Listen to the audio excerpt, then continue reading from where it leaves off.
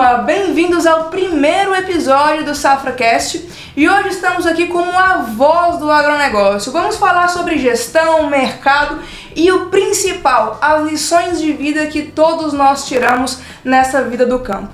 No posto de entrevistador, além de mim, estou dividindo aqui com o Júnior Bichuete, que também é sócio da AgroSafra, e nós iremos fazer um episódio bacana para vocês.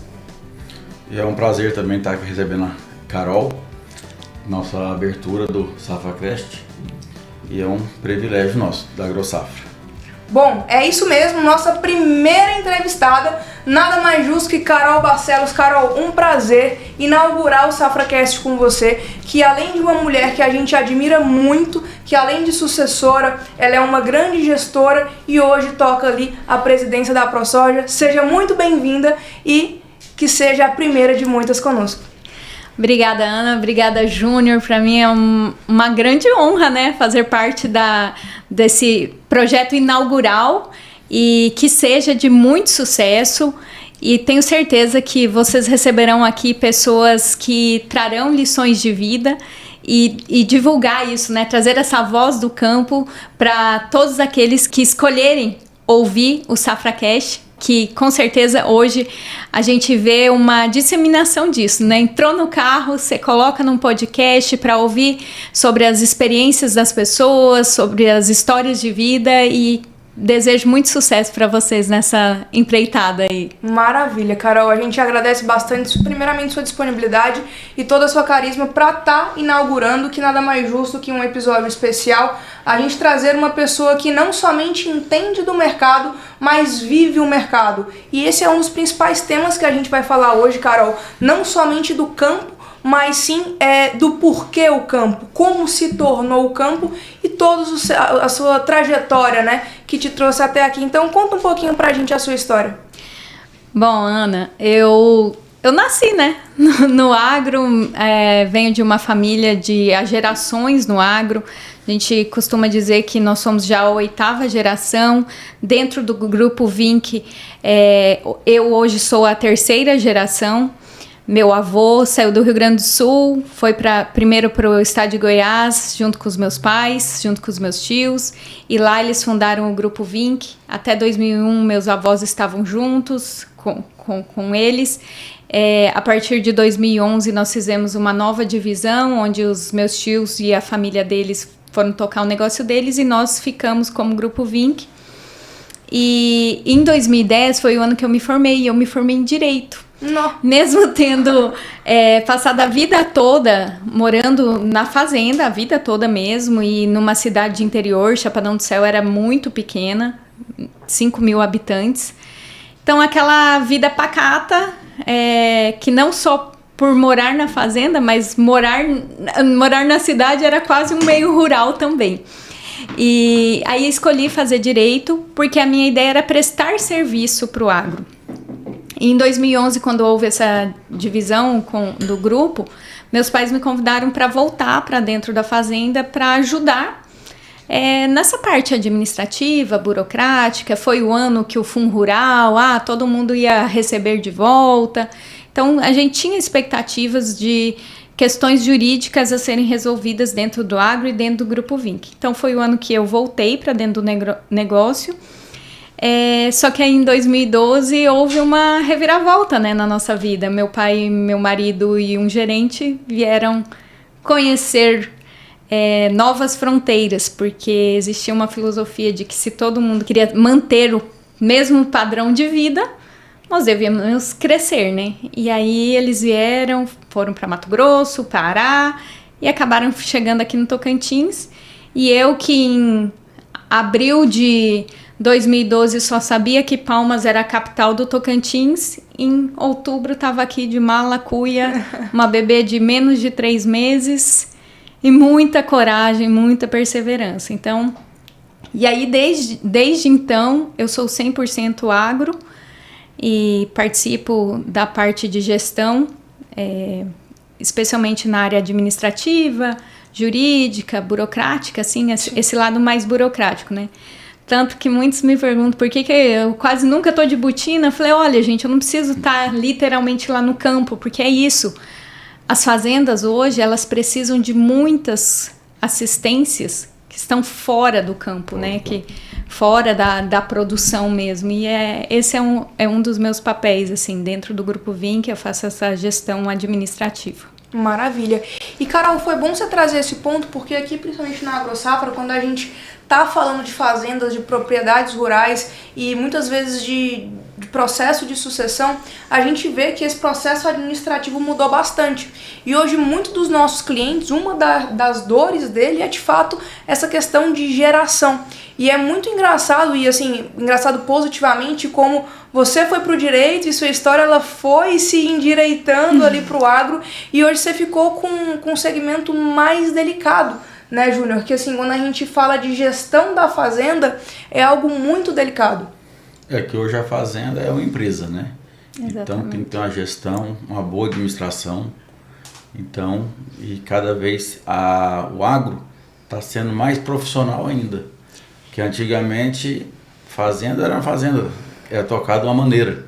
E hoje, a realidade é outra, né? Era não que seja no sentido de pouco, mas era produzir bem, plantar e colher bem. Isso era o que precisava fazer para você ser um bom produtor.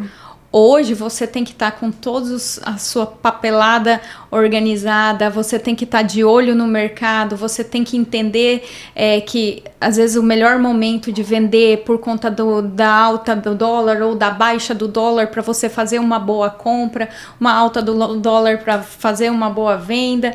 Então, assim, não é somente plantar e colher você ser do agro hoje em dia, né? Sim. E, Carol, trazendo esse ponto, antes se era apenas comprar e vender, né? Compra o grão, plantou o grão, vendeu o grão. Hoje, como que você vê que o Grupo Vim, que ele se adaptou a essa modernidade? Porque assim, com a globalização, acaba que as tecnologias elas acabaram aglomerando no agronegócio, e aí hoje a gente tem uma imensidão de tecnologias e métodos de gestão para o agro. Hoje, como que você vê que o Grupo Vim, que é um dos maiores grupos aqui do agronegócio, não somente se destaca, mas ele consegue manter uma estabilidade, embora estabilidade não existe, vocês são lineares, né? Como que vocês conseguem passar e sustentar, que é muito difícil, né, essa estabilidade, se dizemos assim? Então, nós, conectando um pouquinho com o assunto da sucessão, eu e meus irmãos e meus cunhados e meu marido também participamos do negócio, né? E dentro do nosso negócio nós fazemos uma certa divisão. E a responsabilidade sobre essa gestão de vender bem o nosso produto, estar de olho de preciso vender para quitar um financiamento, quitar um custeio, fiz uma compra de defensivo, uma compra de fertilizante, preciso vender meu grão para casar a operação, para eu não ficar fora do guarda-chuva do que pode ser uma instabilidade. Quem faz isso no nosso negócio é a minha irmã, né? E o meu irmão faz a parte da compra dos defensivos, então a gente precisa estar bem conectados.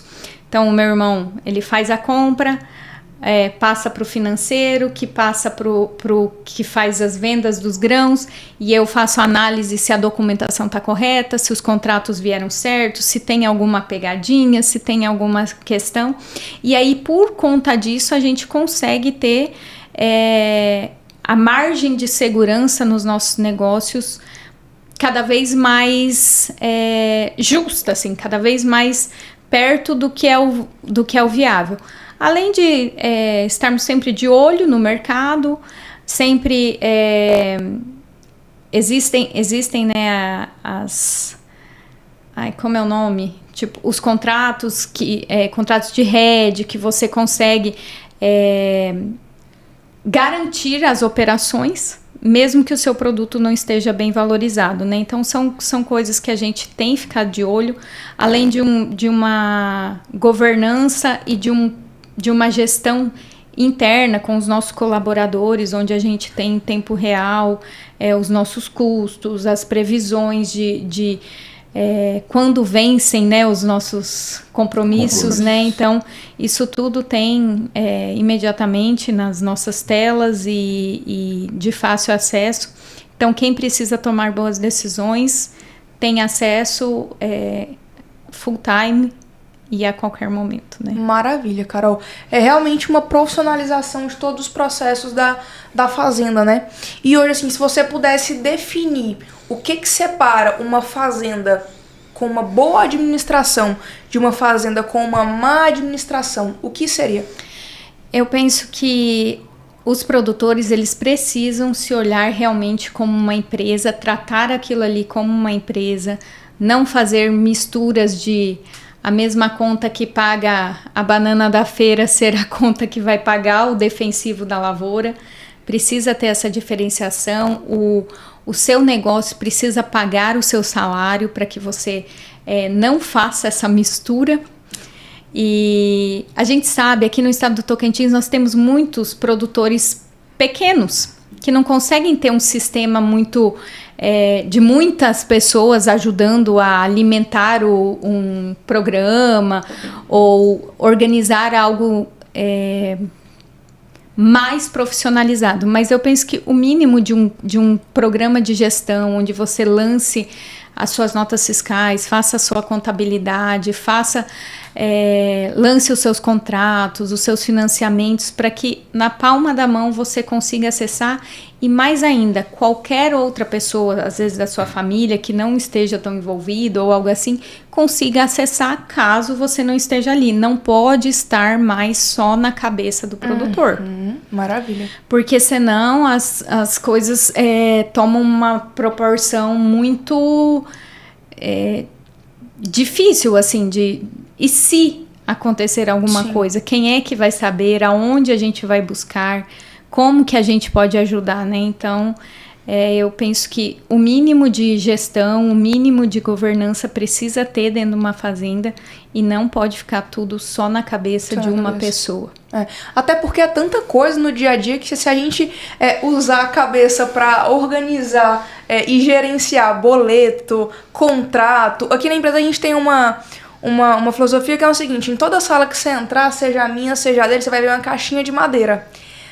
Nessa caixinha de madeira você só vai encontrar uma coisa na minha sala, chamada boleto.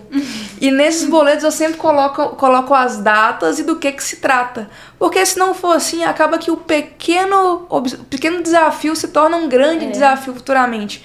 Né, Carol? Não é não, Júlia? Exatamente. Igual a Carol comentou, o grupo Vink, que eu vejo, tem uma excelente sucessão. São divididos em vocês três, né? Sua irmã, seu irmão.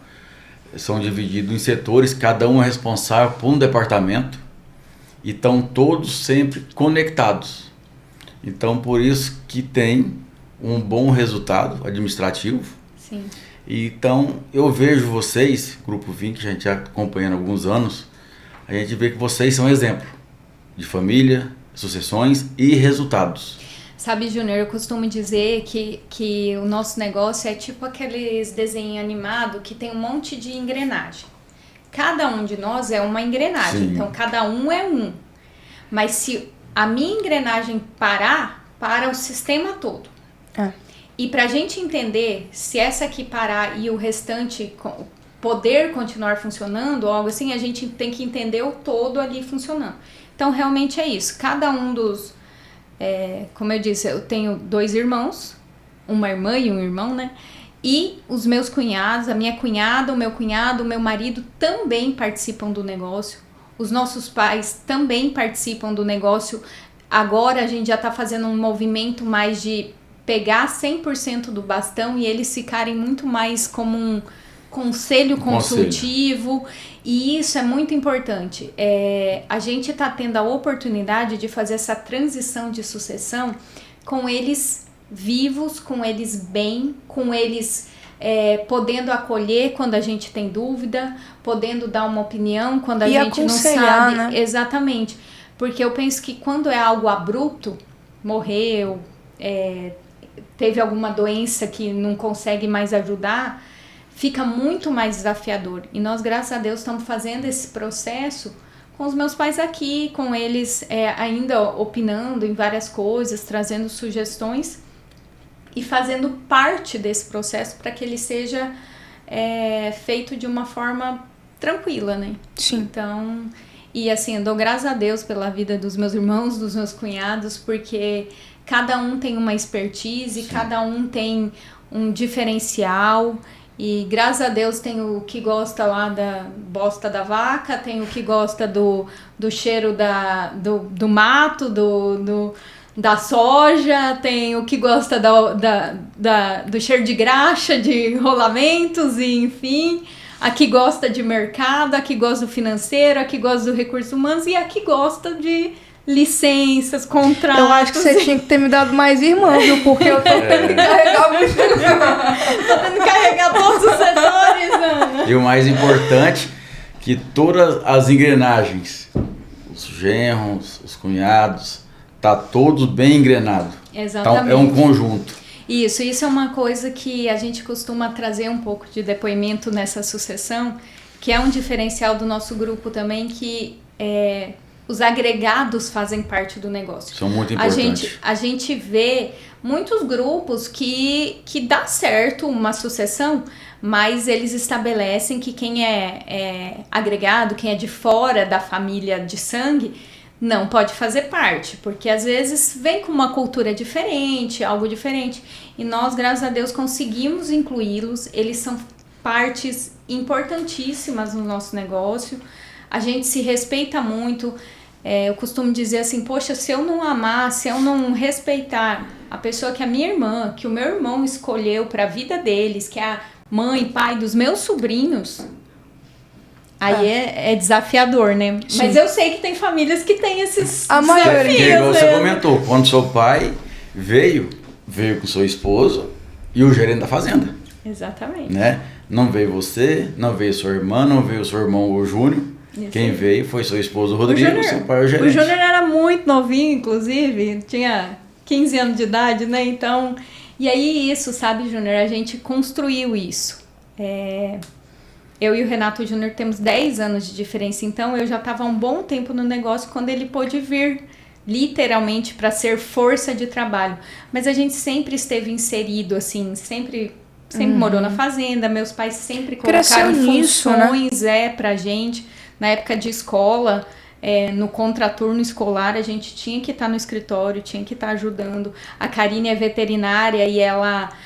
sempre gostou do campo mesmo, de estar lá no curral, então assim, sempre participou. Quando foi pra gente evoluir para uma pecuária mais tecnificada, mais de alto padrão, ela que conduziu todo esse processo, assim, sabe? Então, tenho muito orgulho deles e de saber que cada um tem contribuído com o seu melhor, né, pro crescimento.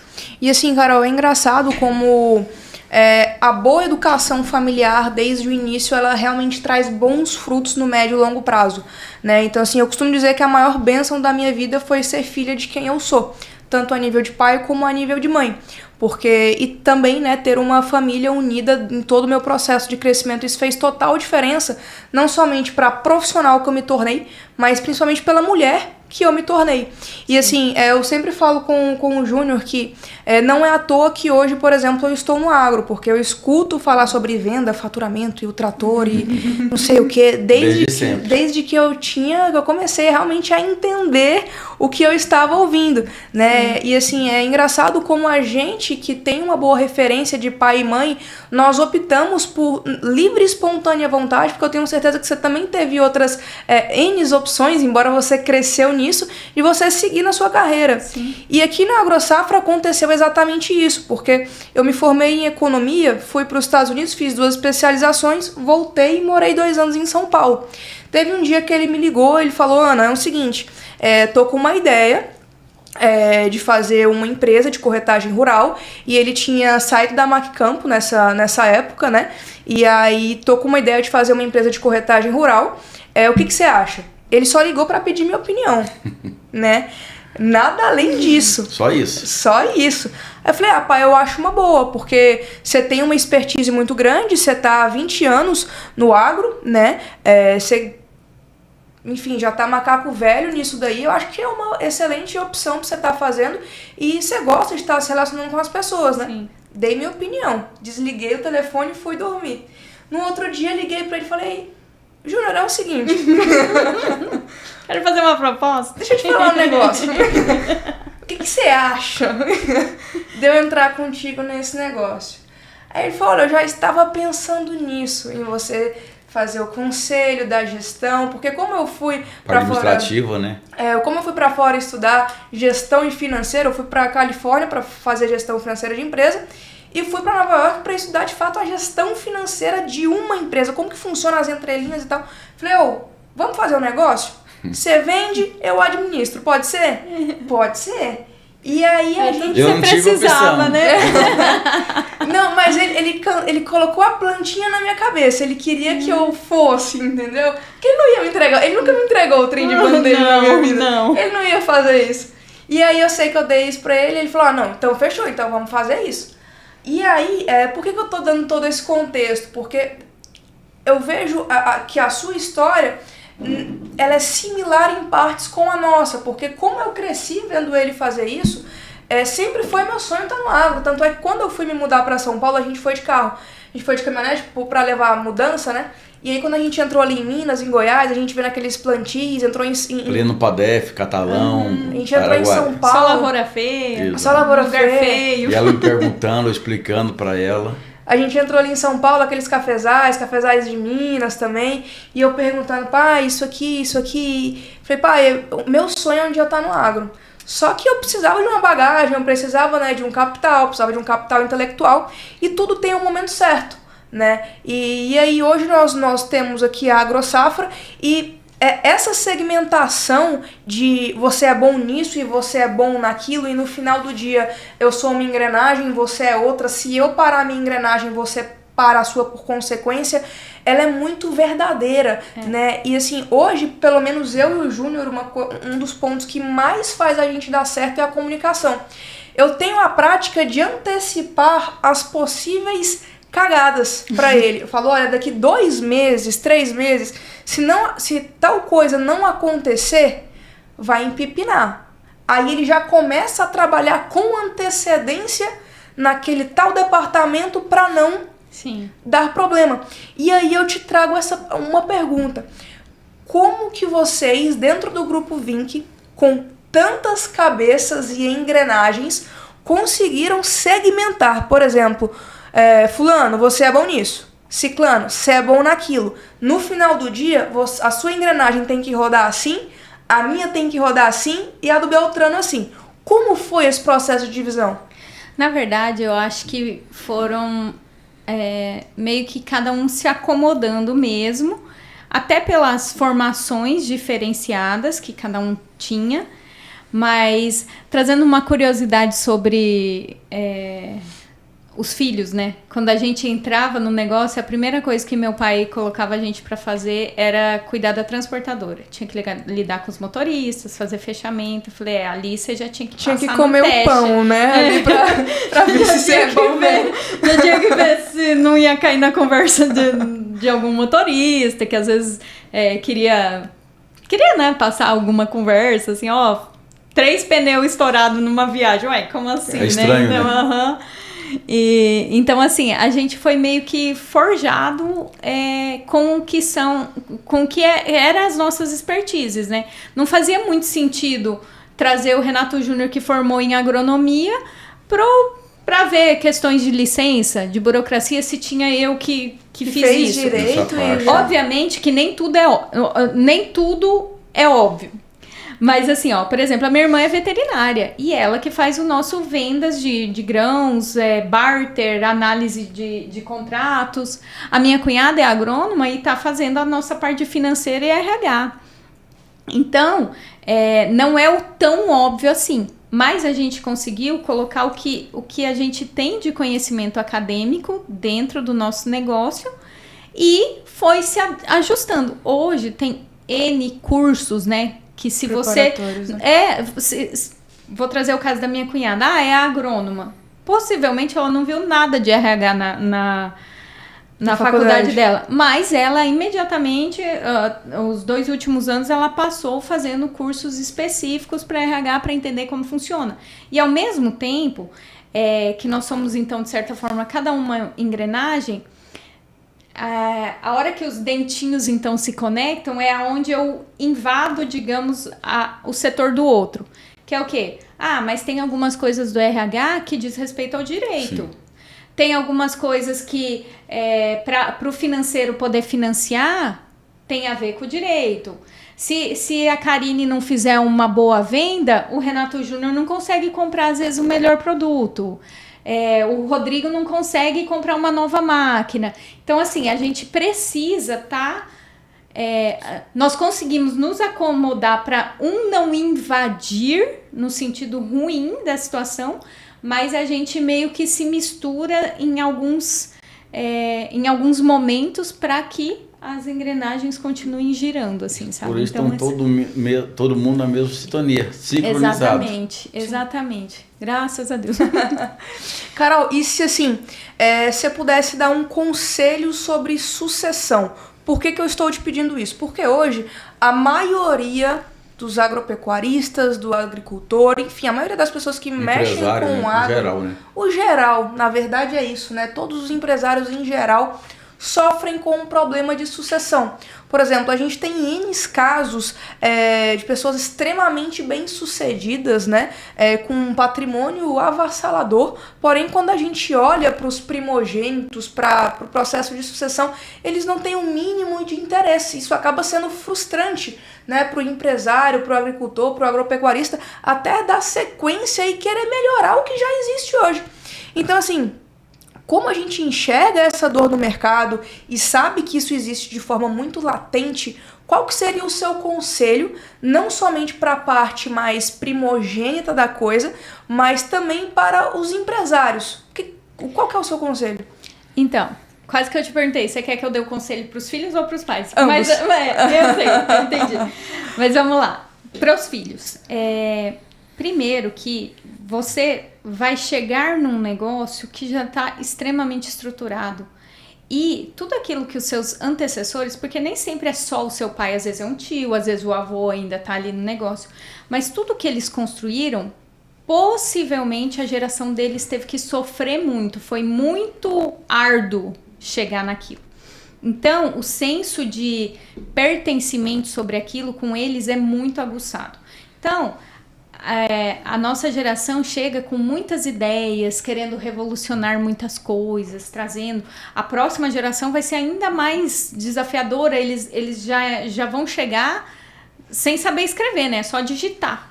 A inteligência artificial vai ser inserida, e daí de repente você tá lá assim, não, mas você não precisa escrever isso, coloca aí no chat que ele faz pra você. Aí quem fez a vida inteira um curso de Excel fala assim, como assim? Como que eu não vou ter que criar a fórmula? Então, assim, precisa ter um equilíbrio no que cada um vai ceder, entender o porquê que a outra parte pensa assim, especialmente os que construíram a história, porque possivelmente aquilo foi muito árduo. Os pais terem um mínimo de abertura, um pouco de abertura, de deixar as ideias virem, deixar as ideias funcionarem que os filhos trazem. Ah, não, mas meu filho, ele é muito à toa. Meu filho, ele acorda 10 horas da manhã. Tá, ele acorda 10 horas da manhã. E aí ele pega e coloca uma planilha aí que em 5 minutos resolve a sua vida. Muda alguma coisa ele acordar às 7 ou acordar às 10? Então, assim, ter um pouquinho de abertura, ceder um pouquinho. Uma coisa que é a minha linha de raciocínio a respeito dessa situação é que, assim, quando eu me formei, eu abri escritório de advocacia. E fiquei 10 meses pagando para trabalhar. E quando os meus pais, então, me chamaram para voltar para o negócio e fazer parte daquilo, na minha cabeça fez muito sentido. Porque eu pensei assim, olha, eu poderia... ter um negócio meu, poderia estar trabalhando para uma outra pessoa, mas não, agora eu vou trabalhar num negócio e contribuir com aquilo que eu posso, com aquilo que o que eu estou trazendo de conhecimento de um negócio que um dia vai ser meu. Então, a gente conseguiu, os meus irmãos também vieram com essa cabeça assim de Vamos trazer o que a gente tem de conhecimento. E meu pai e minha mãe sempre foram muito abertos, assim, sabe? Cederam muitas vezes, deixaram a gente trazer as ideias, foram implementando. Eu sei que tem muito pai que dá aquela enrijecida e fala, não, aqui não. Isso aqui é meu, você tá chegando agora. E aí tem que arcar com o ônus dessa decisão.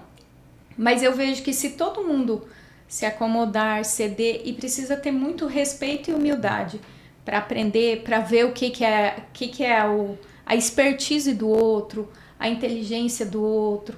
Às vezes os pais da gente têm muito mais um feeling, um sexto sentido de que aquilo vai funcionar ou não, e aí a gente olhando lá os números, você fala, mas isso aqui não faz sentido.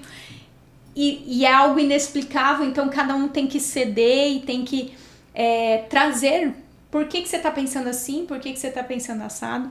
Mas eu sei que é um grande desafio, nem todos os pais estão abertos, nem todos os filhos estão humildes para, não, tá bom pai, tá bom, então vamos fazer assim. Ou deixa eu fazer então só num pedacinho da fazenda, deixa eu mudar só essa planilha, deixa que isso aqui eu cuido. E bancar o que ele tá pedindo, bancar no sentido assim, ó, isso aqui se der errado, o custo é meu.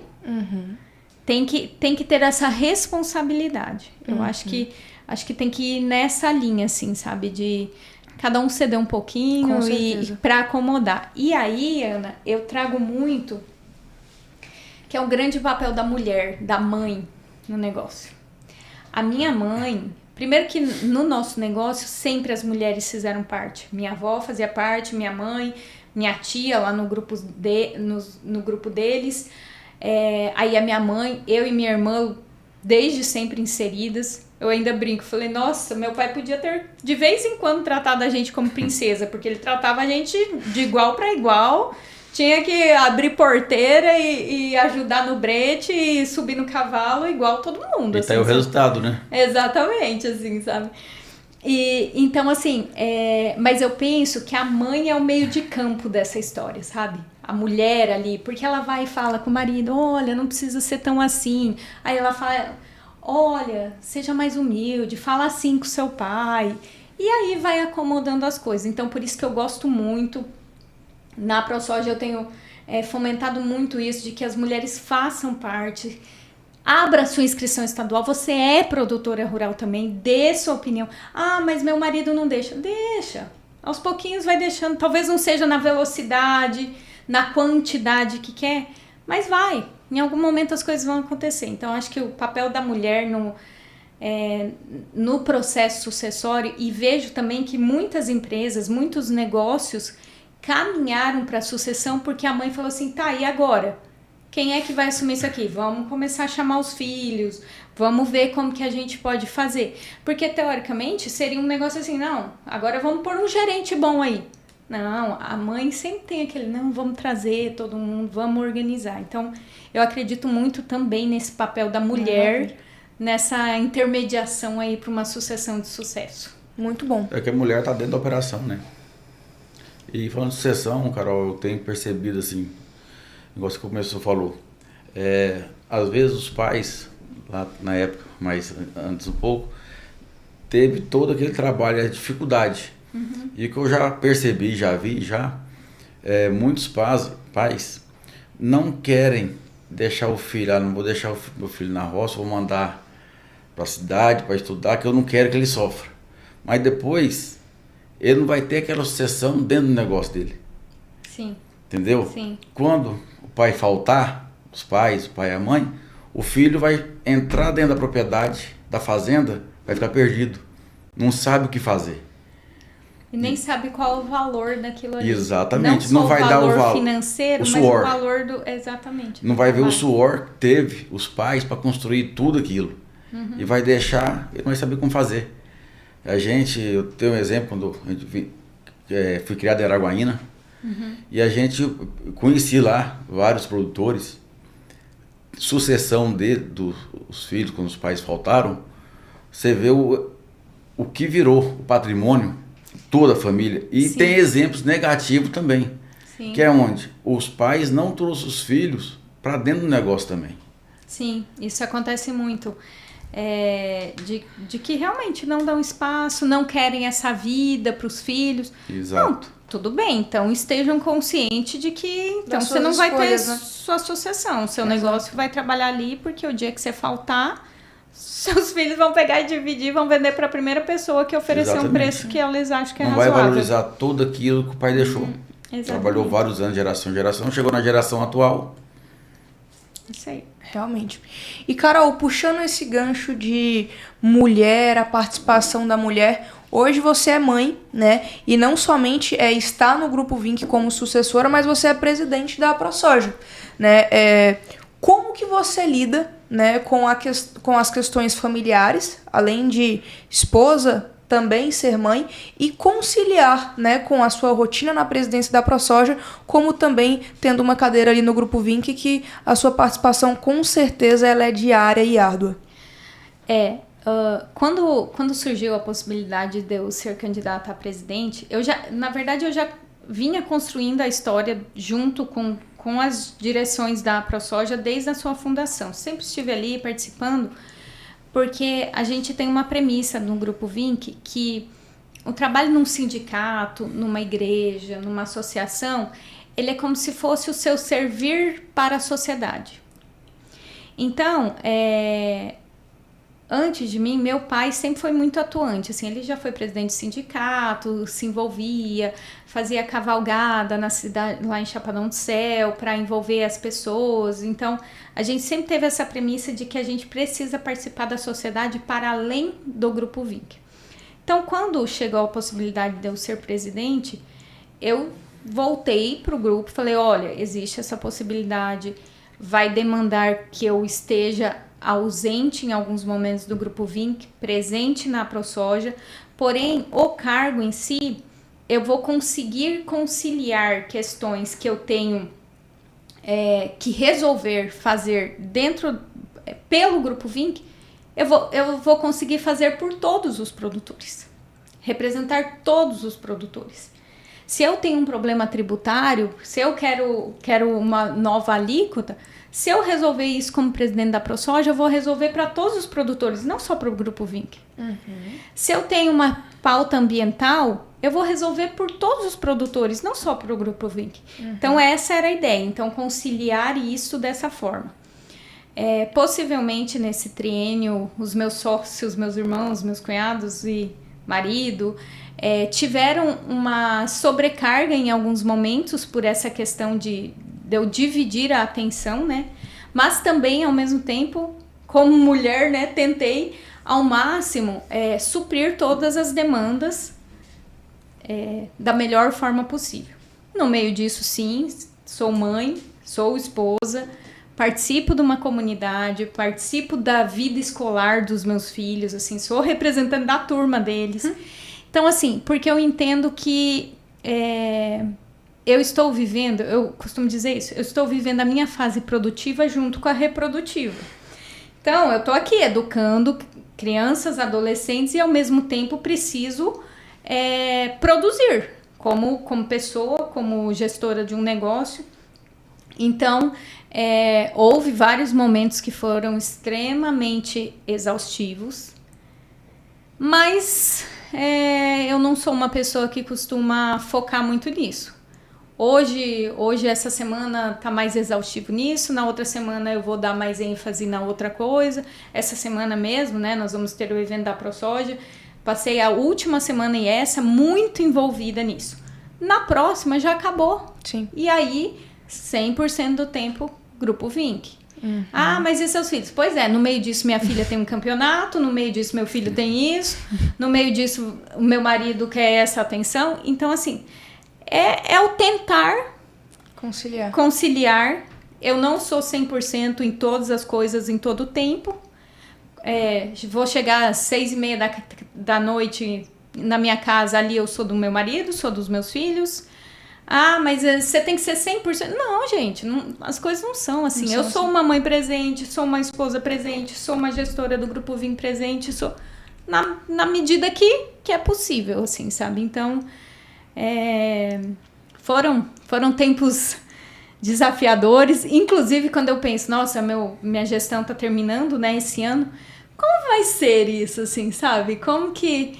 Mas eu tô com muitas ideias e muitos projetos. Você vai arrumar algum outro desafio, você não vai aguentar ficar com essa lacuna na sua vida. Então, mas aí a minha ideia é, dentro do Grupo Vinc, trazer algumas coisas, assim, sabe? De talvez isso, de envolver-se mais em questões de projetos, não projetos sociais, não é bem isso, não quero...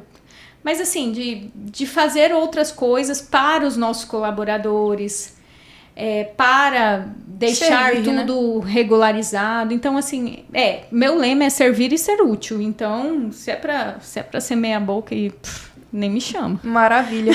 É isso aí. É o famoso desequilíbrio intencional, né? A gente nunca vai... Aquela questão de equilíbrio, tá 100% em tudo, não existe. Então, às vezes a gente tem que desequilibrar um pouquinho a gangorra pra depois desequilibrar aqui, vai, faz um meio de campo e no final dá tudo certo. Exatamente, né? Exatamente. Tem tanta gente que não é presidente da ProSoja e não tem equilíbrio, não é 100% mãe, não é 100% esposa, não é 100% gestor do negócio. É isso mesmo. Então, assim,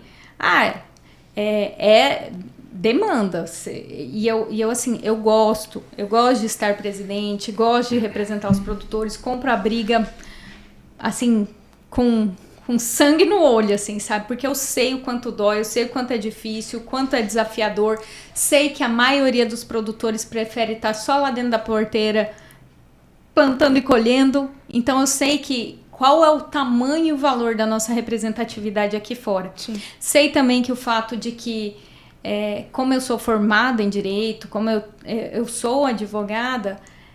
tem alguns conhecimentos que não são natos dos produtores rurais.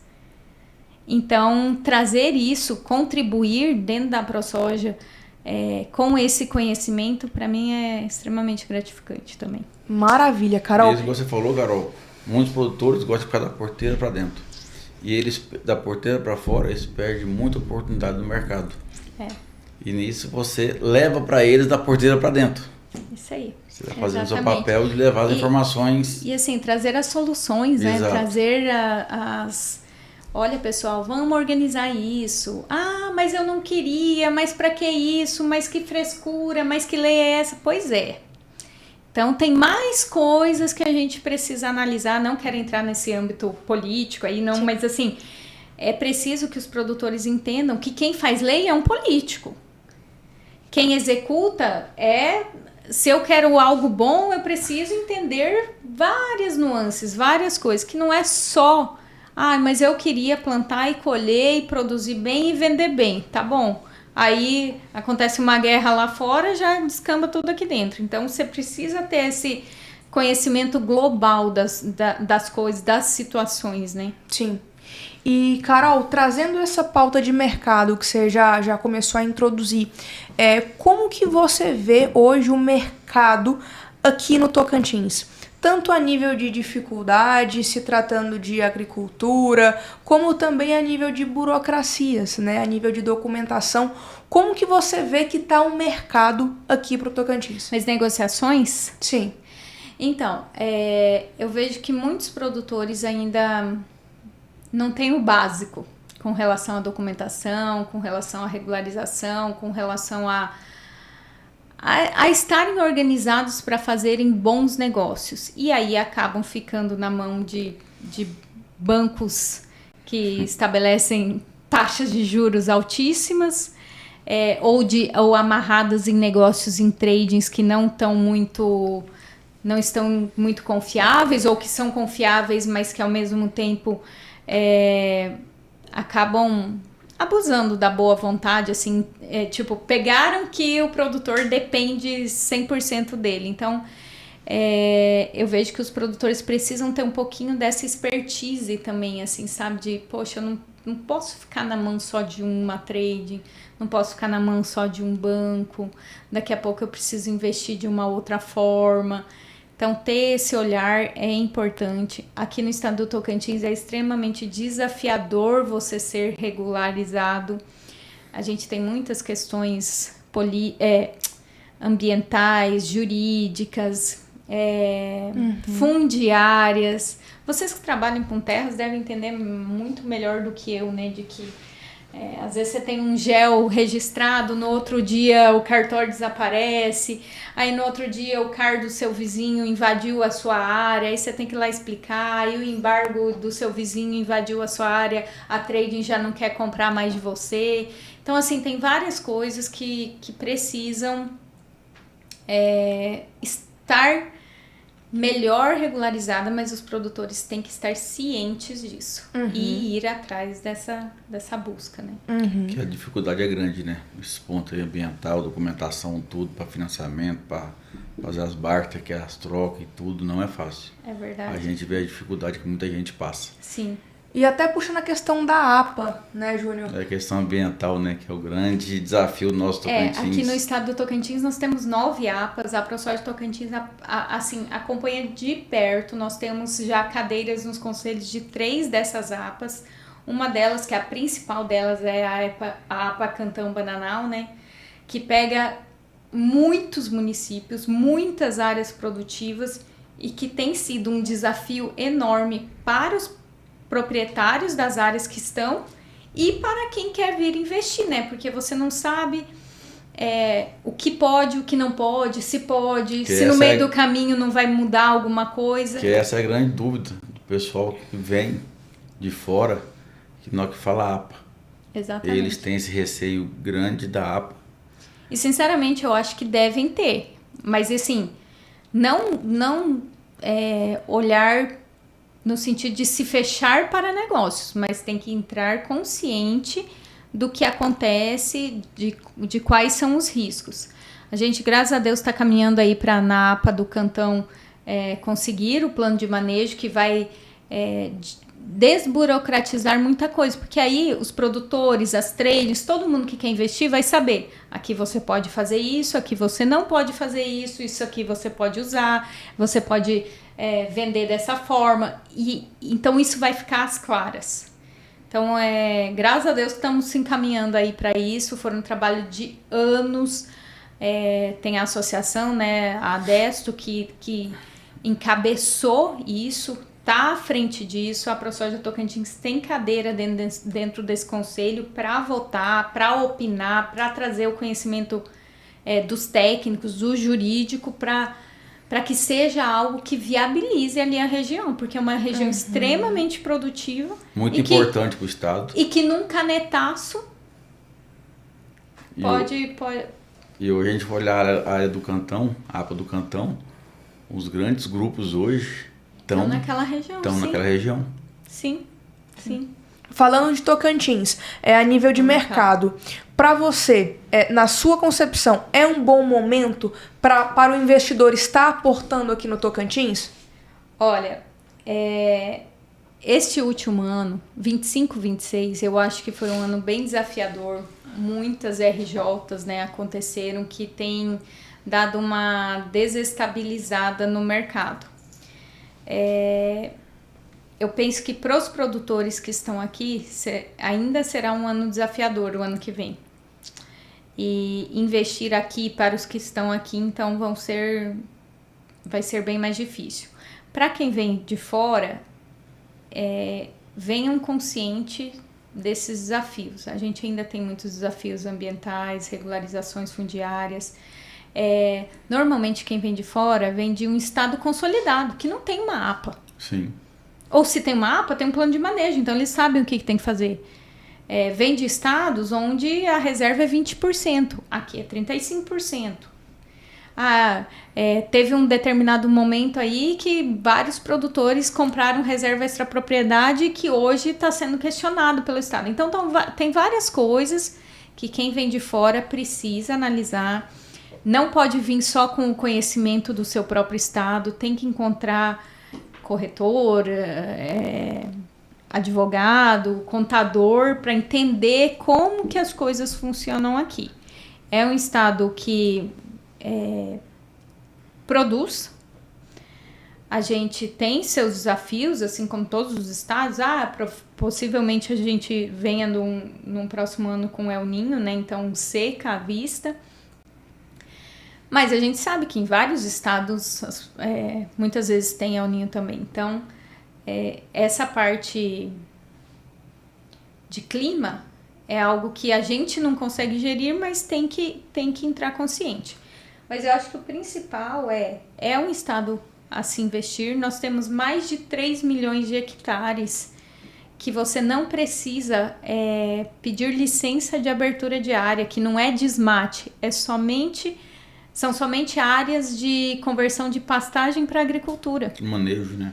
Exatamente. Então, são áreas assim que são mais fáceis, porque a gente sabe que pedir uma licença de abertura de área, desmatar, enfim, isso tudo é um assunto, mas é um assunto controverso, existem muitas questões a serem avaliadas, então invistam em áreas que era pastagem, pecuarista degradou, virou o que nós falávamos antes, né, de que antes era um grande pecuarista, quando veio vindo, tem 50 herdeiros, que vai ficar cada um com um pedacinho, e aí esses não querem investir, muitos viraram médicos, muitos viraram outras profissões, e que não tem interesse de ficar no agro, são essas áreas principalmente que estão aí no mercado, e que o produtor que vem de fora pode investir. A gente sabe que tem muitas áreas aí que consegue 3, 4 para 1 vindo investir aqui no Tocantins, então eu acho que estamos aqui para recebê-los também. Maravilha. O Tocantins sempre foi um estado promissor, né? É uma região que tem muito a ser expandida ainda, e uma região que é bem acolhida, né? Sim. O pessoal que vem de fora, que vier do sul, estão aqui, até falam, não quero voltar pro sul mais, é Tocantins. Eu também não quero, não. Carol, e puxando esse gancho assim de mercado, estamos em ano passado foi desafiador, esse ano também está um ano muito desafiador. Tivemos aí alguns casos de clientes que não tiveram a colheita como gostariam, né, a nível de resultado. E assim, a gente sabe que acontece, né? É o que é. Infelizmente, a gente não tem controle sobre algumas coisas. E hoje, como que o Grupo Vinc, como produtores rurais, encaram esses maus momentos a nível de resultado? Aperta os cintos, não fazem novos investimentos. Pé no chão, né? Pé no chão, literalmente. Em alguns momentos, inclusive, a gente é taxado de pouco ousados, assim, ou de conservadores demais. Mas é isso, a gente não quer dar um passo maior que a perna, a gente tem consciência disso, a gente também passou pelos nossos desafios, assim, preço é ruim para todo mundo, essa questão de produção aí depende um pouco mais do manejo, né, de como cada um conduz o seu negócio, mas aí na hora de vender, todo mundo tem o mesmo preço, né, então... nós como Grupo Vinc, por enquanto, estamos com cautela, pagando, a gente, né, em 2022 compramos fazenda aqui, então são áreas que foram parceladas, a gente está pagando, honrando com os nossos compromissos, e isso, assim, sabe, e aí, como eu falei no começo, a gente tem um sistema de gestão muito na hora, assim, você abre a tela, você consegue ver até onde vai, qual é o endividamento, em que momento eu tenho que talvez fazer uma venda ou ir atrás de um recurso ou enxugar, né? A gente tem assessoria externa também de uma empresa que se chama Safras e Cifras, não estou fazendo propaganda, mas é só no sentido de falar que muitas vezes é importante que venha um olhar de fora para te ajudar a enxergar seus números, enxergar a sua sucessão. A gente teve assessoria deles em muitos momentos, em reuniões nossas, para acomodar coisas e fazer acertos, pactos familiares, pactos de negócio, que ainda bem que tinha uma pessoa de fora acomodando as coisas, porque dependendo se é eu falando, às vezes o outro não ia entender exatamente o que eu queria dizer. E é assim também com os nossos números. A gente manda o que a gente tem de números, eles analisam, então eles não têm como que eu posso dizer? Um envolvimento emocional, né, Exato. naquilo, eles não estão no meio... Eles estão fora, assim, e olhando pra dentro. Eles não estão assim, meu Deus, não, olha o tamanho da nossa... Eles vão lá, olha, mas se fizer isso aqui, dá certo aqui, tem que enxugar aqui, tem que melhorar isso aqui, vender isso aqui pra... Sim. E é isso. Então, eu acho que isso é extremamente importante também, você ter a consciência de que muitas vezes você precisa de um olhar de fora. É. E a gente pega de lição aqui, principalmente sobre essa questão de maus momentos, né, a nível de resultado, sobre o tradicionalismo. E quando a gente pega, assim, empresas que têm uma sucessão, ou empresas que têm uma certa longevidade, e a gente olha para o interior delas, são empresas tradicionais. Lógico, ousam quando tem de ousar e quando se acham para ousar, mas na maioria das vezes elas possuem uma governança tradicional, que é o que de fato dá certo, né? O feijão com arroz, que muitas vezes a gente tende a fugir dele, Sim, né? Sim. Carol, e assim, qual foi a maior lição de vida ou o melhor conselho que alguém já te deu ao longo da sua trajetória? Vixe! Poxa, Ana, eu acho que eu não tenho nenhum muito específico, assim, nem nada, mas eu acho que, assim, tudo que a gente vai aprendendo com a vida, aprendendo com o negócio, aprendendo com estar com outras pessoas, eu acredito muito de que a gente precisa se relacionar com as pessoas para aprender com os outros. Esse meu lema de servir e ser útil é extremamente... rege a minha vida mesmo, assim, sabe? Porque eu fico pensando, meu Deus, como que essa pessoa é tão inútil? Será que ela não passa mal de ser tão inútil? Então, assim, muito nesse sentido, assim, de que a gente tem que ser propositivo nas nossas ações, buscar... Não é papo de coaching, nada disso, mas a gente tem que cada dia ser melhor, aprender uma coisa nova, né? Nós falamos aquele dia do vídeo. Aí, ó, estamos gravando um podcast. O que você fez a primeira vez hoje? O que você aprendeu de novo hoje? Como que você vai conseguir dar continuidade com relação a isso? E assim, Ana, nós somos cristãos, então a gente acredita muito que Deus que rege a nossa vida, Deus que conduz os nossos passos. Muitas decisões foram tomadas somente depois de uma aprovação mesmo, assim, sabe? Você esperando uma resposta de Deus mesmo. Então isso, e eu acredito muito que o produtor rural é aquele que realmente você tem que ter muita fé, porque você investe tudo que você tem e coloca debaixo do chão. Coloca embaixo do chão, um trem a céu aberto, não sabe se vai chover, não sabe se não vai chover. Tem que aí colheu. Tem que torcer pra fazer sol pra colher e chover. E chover pro milho safrinha, e aí você não tem armazém, aí você depende dos outros. Então, assim... você ter muita fé mesmo e esses dias eu vi um vídeo que não existe agricultor ateu. Você não vê um agricultor ateu, que ele tá pegando o dinheiro dele, colocando debaixo do chão, né? Ele tem que orar pra chuva cair, orar pra chuva parar de cair. Tudo na hora certa. Tudo na hora certa. E colher e ter o resultado. Vamos fazer sol nesse talhão e chover no talhão. Bem aí, bem do jeito. E é engraçado. Às vezes a gente... Agora os nossos amigos mais próximos já aprenderam um pouquinho mais. Mas no começo era engraçado demais. Eles falavam assim... Por exemplo, tava chovendo lá em fevereiro. Nós no meio da colheita, só jardendo e um desespero. E eles... Nossa, Carol, tá chovendo, né? Vocês devem estar felizes. Porque na cabeça deles é chuva, bom pra planta. Ai, não, eu quero que pare de chover. Aí na outra semana eles... parou de chover, né, Carol? Não, mas eu precisava que chovesse porque agora eu já plantei o milho.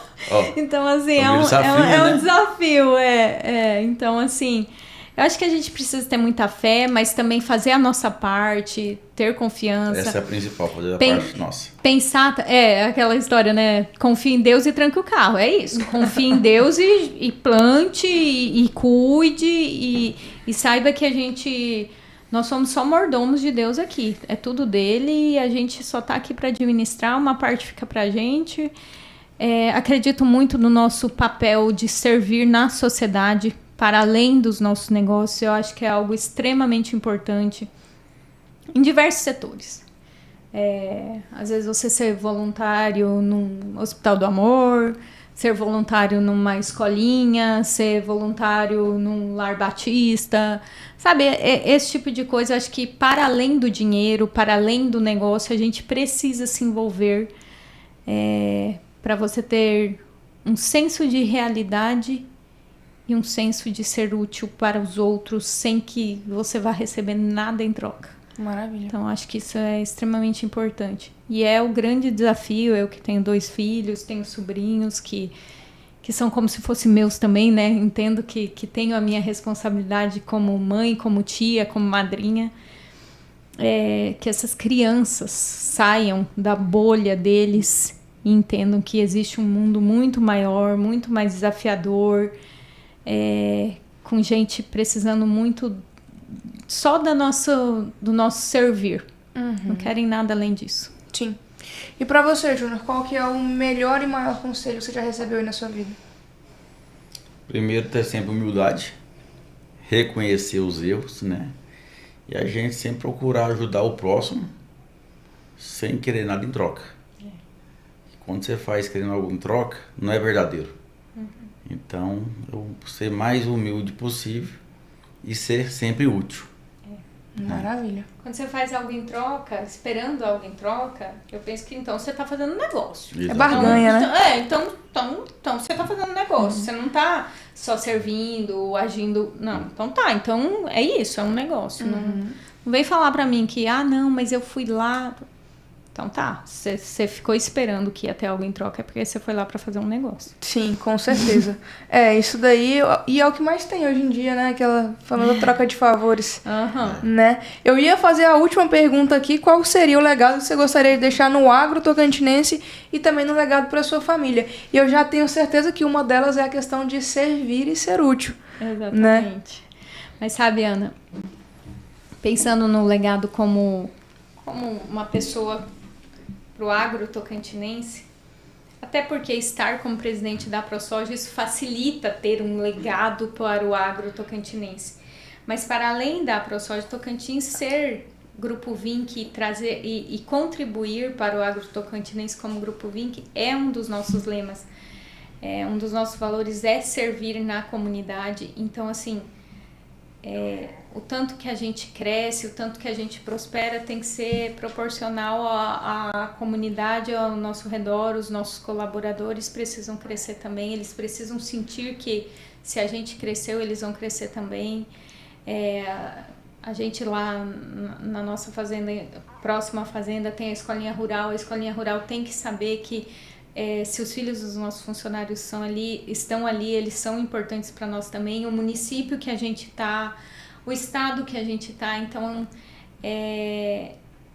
que nós sejamos lembrados não só pelo crescimento como Grupo Vinc, mas pela diferença que a gente fez na vida das pessoas no nosso entorno, que seja uma diferença positiva. Sim. Né? E trazer isso para os nossos filhos. Eu não tenho uma garantia de que os meus filhos queiram vir para o negócio, mas ao mesmo tempo trabalhar para isso, para que um dia, mesmo tendo de morar em Nova York, na Califórnia, em São Paulo, queiram voltar, porque sabem que ali tem um lugar seguro, estável, no sentido de que já é um negócio que tem dado certo e que eu e o pai deles e os tios e os avós trabalhamos muito para que eles possam chegar num negócio que tem dado certo, mas que eles ajam sempre com respeito, com humildade, que contribuam com aquilo que eles têm de melhor. Sim. Então é isso. É o processo de edificação, né? Nada mais prazeroso do que edificar o próprio lar e ver ao longo prazo as sementinhas genuínas, né? Disso trazendo retorno. Sim, isso mesmo. É igual você comentou, né? Ter humildade com os colaboradores, trazer para dentro, porque o sucesso de vocês depende deles. Exatamente. Entendeu? Se não fosse eles, o que seria o Grupo Vinc hoje?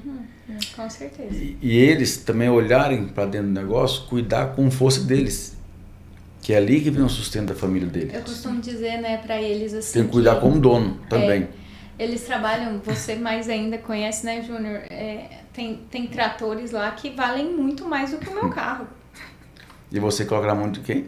do colaborador. Exatamente, você confia aquilo na mão deles e não só porque a gente investe em máquinas que são boas, que trazem conforto, que são máquinas estruturadas para recebê-los, né?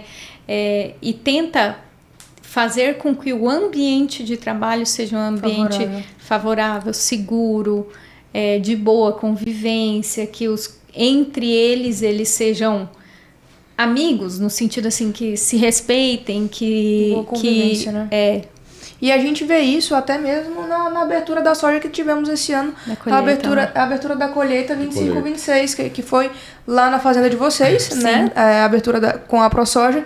E a gente vê não somente a magnanimidade da abertura, né? Mas o quão os funcionários, os colaboradores, eles são solícitos. Eles são educados, assim, a gente encontrou com vários colaboradores ali e todos engajados no negócio, né? Todos muito solícitos, e a gente vê que eles estão ali não somente pelo pão de cada dia, mas eles se sentem pertencentes a de fato aquela ambiência, aquele negócio, e não somente ao grupo, mas à família, né? Esse processo de aglomeração positiva de vocês é muito interessante, e o evento é extremamente organizado, e a gente vê que eles são engajados naquilo ali, né?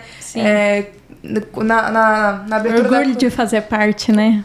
Eu imagino. Nossa, a abertura da colheita foi linda, né? Aquelas colheitadeiras, aquela bandeira do Brasil, linda demais. Sim. Né? Muito feliz mesmo. Mas bom demais. E antes de finalizar, não menos importante, eu precisava lembrar e comunicar em primeira mão que nós somos a primeira empresa de corretagem rural a ter um marketplace de fazendas aqui no norte do país. Hoje ficou pronto o nosso marketplace, Carol, que basicamente é o OLX do agro.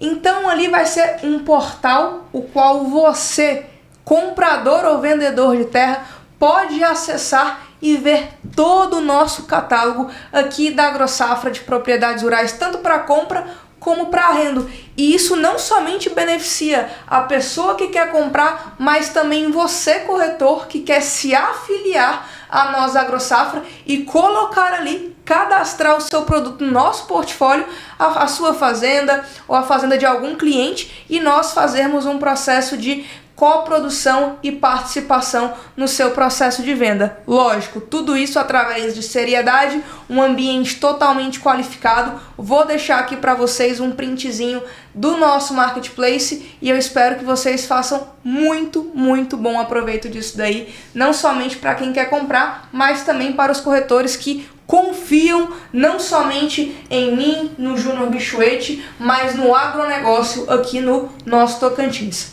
E Carol, muito obrigada pela sua participação aqui conosco. Estou extremamente feliz, lisonjeada, assim como você sabe, a gente já teve uma troca antes mesmo do podcast, e esse podcast foi uma ideia que a gente trouxe para cá, que foi desafiadora. Então nada mais justo do que a gente de fato estrear isso daqui, não somente com alguém que a gente acha que seja pertencente do agro, mas tem essa humildade intelectual, como você mesmo disse, gosta tanto de servir, e não só gosta, mas isso transborda em você. Então foi um prazer muito grande ter esse bate-papo com você. Espero que isso seja só o início, né? Dia 31 agora nos vemos no jantar da ProSoja também, que para nós é um privilégio muito grande estar no meio de vocês. Então eu realmente não sei como te agradecer. É uma coisa que pra gente foi um sonho, né? Exatamente. O ano passado eu vi o jantar de vocês, falei, o ano que vem eu quero estar lá. E nós estamos juntos. Que bom, eu agradeço demais também pela confiança de vocês, primeiro nessa questão do jantar da ProSoja.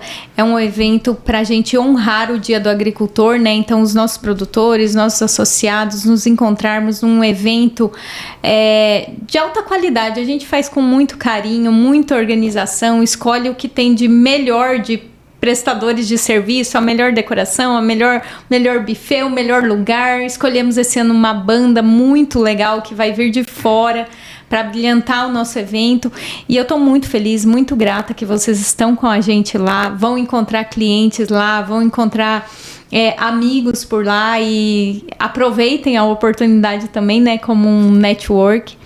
E quero dizer também que eu estou extremamente feliz, lisonjeada e grata pela oportunidade e muito honrada mesmo por fazer parte desse primeiro podcast, mas eu tenho certeza que pessoas muito boas virão, que pessoas tragam suas histórias, façam a diferença, que se conectem com vocês, com as pessoas que vão ouvir, que tragam boas informações, boas histórias, bons legados e que a gente possa aprender, né, com tudo que vocês, com todas as pessoas que vocês receberam aqui. Desejo muito sucesso, não só para o SafraCast, mas para a AgroSafra também, que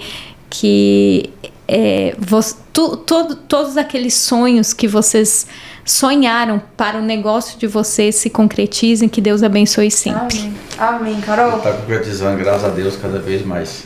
Amém. A gente está vendo o resultado. A gente fez tudo isso aqui com muito carinho, viu? E muito suor. E tem que suar bastante. Muito bom. E também os produtores estão chegando em Tocantins, procurar a ProSoja, né? Ser um associado, Isso. onde vai ter uma grande assessoria. E isso, representatividade, a ProSoja Tocantins está aqui para representar o produtor rural, trazer informações e para que realmente ele possa lá na fazenda dele estar produzindo, fazendo aquilo que é expertise, sabendo que aqui fora a associação está representando nessas conversas difíceis, chatas, às vezes você tem que se envolver politicamente, tem que envolver institucionalmente, às vezes você tem que tocar em feridas difíceis de serem resolvidas, mas que alguém tem que enfrentar. E a associação é uma das formas de ter essa representatividade, porque um graveto sozinho se quebra muito fácil, mas junta num ramalhete de 1.300 para ver quem é que consegue quebrar. Então, essa é a ideia, né? Maravilha, Carol. E para quem ainda não se associou à ProSoja, como que a gente faz, Carol, para se associar? Nós temos as nossas redes sociais, o Instagram, ProSojaTO, elas vão passar todas as instruções, é feito um cadastro, anualmente paga-se R$5 por hectare cultivado, e aí todos os benefícios que você tem é para o seu CPF associado. Então, se você vende soja, milho, gado, sorgo, tudo que a gente conseguir de benefício ali vai refletir para o seu CPF, não importa qual seja a sua operação. Só que para ser associado da ProSoja, no seu CNAE, na sua inscrição estadual, precisa ter uma das funções, uma das questões tem que ser produtor de soja. E aí, nós aguardamos todos vocês, ajudamos também a tirar todas as dúvidas. Assim, acho que a nossa principal bandeira é essa representatividade e para que o produtor possa ter alguém de confiança os representando enquanto eles estão nas suas fazendas cada vez mais produzindo melhor e é isso. Maravilha! Então é isso, pessoal, espero que vocês tenham gostado do nosso primeiro e grande podcast.